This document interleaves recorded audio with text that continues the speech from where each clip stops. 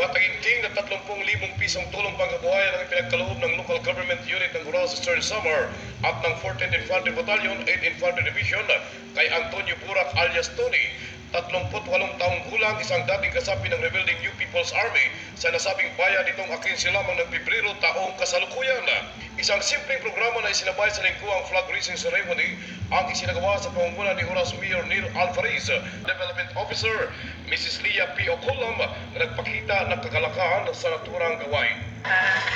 Special occasion niya kasi magbibigay ng financial assistance sa critical returnees who came to the front of our si Mr. Antonio para mayroon siyang pasimulan makapag-extend siya ng livelihood para naman makatulong sa kanilang pamilya lalo na yung kanyang mga anak na nag-aaral ngayon at sa kanyang misis mag-start sari-sari store. Ipinahayag naman ni Mayor Alvarez na kailangan ng sapat na atensyon sa bawat rebuilding sumusuko upang magkaroon ng katahimikan at pag-unlad ang bayan ng Oras. Pero ang campaign against insurgency is not ang solusyon ay magic.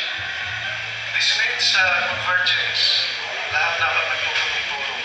At natutuwa ko na ang civilian families nag-cooperate, ang lahat ng sectors of the PNP, sectors of the society, sectors of the government, branches of the government, nagtutulong-tulong na. Kung matatandaan, siguro kay kusang loob na sumuko kay Lieutenant Colonel Hermelo de Mafiles ang pinuno ng 14th IB kung saan dala ang kanyang M16 Armalite rifle kasama na ang isang short magazine na naglalaman ng 10 bala. Malaki naman ang pasasalamat ni Burak sa pamalaan at nabigyan siya ng biyaya upang magamit niya sa kanyang pagbabagong buhay.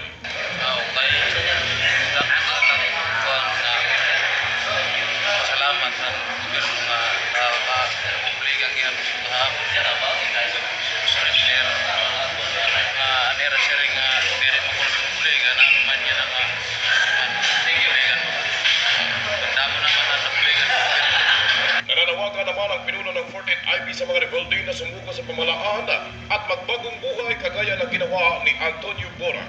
Magkakaroon na rin ng magandang kinabukasan ng ating mga kapatid na magsusurrender o magbalik loob sa ating pamahalaan. Ako po'y nananawagan na kung meron pa pong mga kaibigan natin o mga kapatid na gustong bumalik loob, we will be very happy and we will help you.